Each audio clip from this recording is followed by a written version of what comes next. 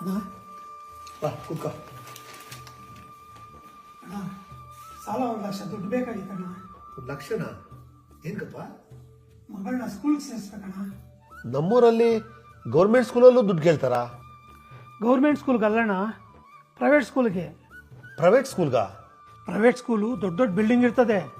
Private ಸ್ಕೂಲಲ್ಲಿ AC room, AC bus ಎಲ್ಲ ಇರ್ತದೆ.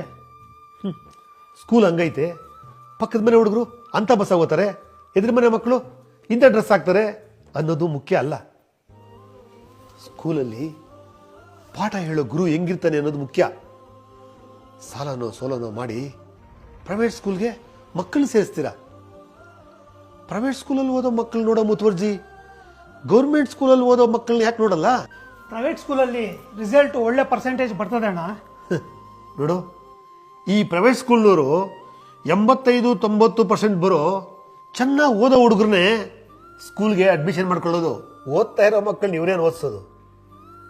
ಅದೇ ಸರಿಯಾಗಿ ಓದದೇ ಇರೋ ಮಕ್ಕಳನ್ನ ಡಿಸ್ಟಿಂಕ್ಷನ್ನು, ರ್ಯಾಂಕು ಅಂತ ಮಾಡೋ ತಾಕತ್ತಿರೋದು ಸರ್ಕಾರಿ ಶಾಲೆಗಳಿಗೆ ಮಾತ್ರ. ಯೋಚನೆ ಮಾಡಿದ್ರೆ ನೀವು ಹೇಳೋದು ಸರಿ ಅನ್ಸುತ್ತೆ. ಅಷ್ಟೇ ಅಲ್ಲ, ಸ್ಕೂಲಲ್ಲಿ ಲಕ್ಷ ಲಕ್ಷ ಸುಲಿಗೆ ಮಾಡಿದ್ಮೇಲೆ ಓದಿಸೋ ಜವಾಬ್ದಾರಿ ಅವ್ರದ್ದೇ ಅಲ್ವಾ? ಅದು ಬಿಟ್ಟು ಟ್ಯೂಷನ್ಗೆ ಬೇರೆ ನಾವೇ ಕಳಿಸ್ಬೇಕು.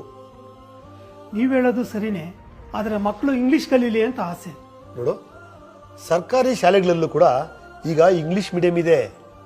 ಅಷ್ಟೇ ಅಲ್ಲ, ಸರ್ಕಾರಿ ಶಾಲೆಯಲ್ಲಿ ಒಳ್ಳೆ ಪಾಠದ ಜೊತೆ ಒಳಗೆ ಬಿಸಿ ಬಿಸಿ ಊಟ, ಆಟ, ಪುಸ್ತಕ, ಫೀಸು, ಸಮವಸ್ತ್ರ ಇವೆಲ್ಲ ಉಚಿತವಾಗಿ ಕೊಡ್ತಾರೆ. ನೀವು ಹೇಳೋ ಮಾತು ನಿಜ ಅಣ್ಣ.